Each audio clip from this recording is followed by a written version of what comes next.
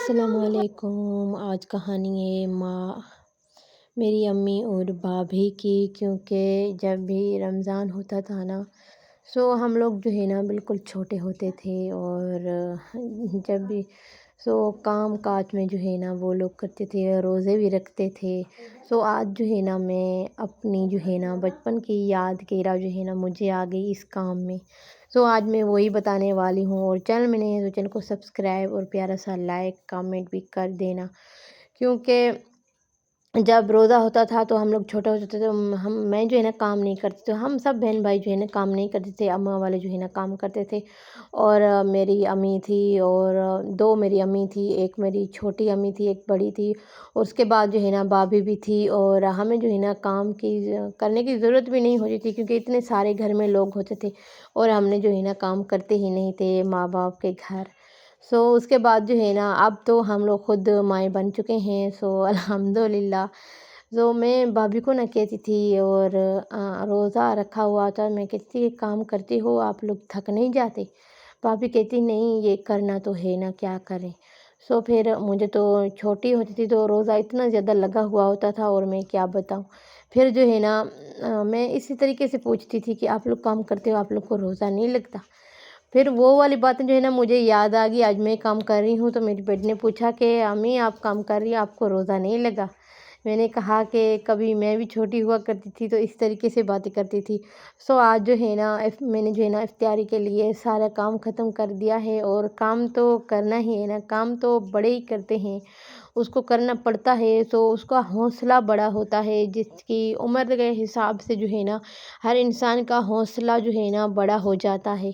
ساری چیزیں جو ہے نا آج مجھے کچھ بھی چیزوں کا جو ہے نا نہیں تھا، میں نے کہا کہ آج جو ہے نا کچھ بھی چیزیں نہیں لینی،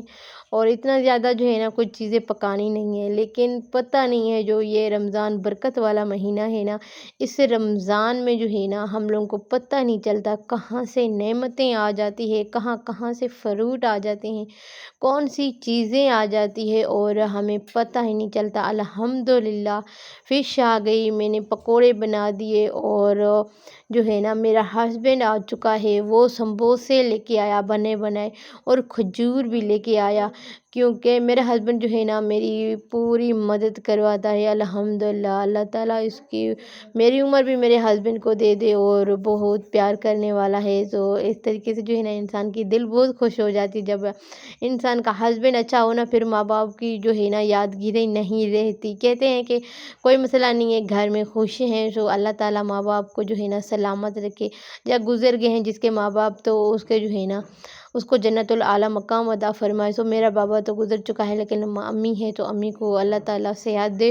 اور میرا ہسبینڈ جو ہے نا ساتھ میں میرے ساتھ جو ہے نا کام کا ہاتھ پٹاتا ہے، شام کے وقت جو ہے نا بہت جلدی آ جاتا ہے، کہتا ہے کہ مجھے جو ہے نا وہاں پہ جانا ہے، شاید میری وائف کو لگا ہو روزہ، اسی وجہ سے جو ہے نا جلدی آ جاتا ہے۔ الحمدللہ جو ہے نا کام کرواتا ہے، شربت بنواتا ہے، فروٹ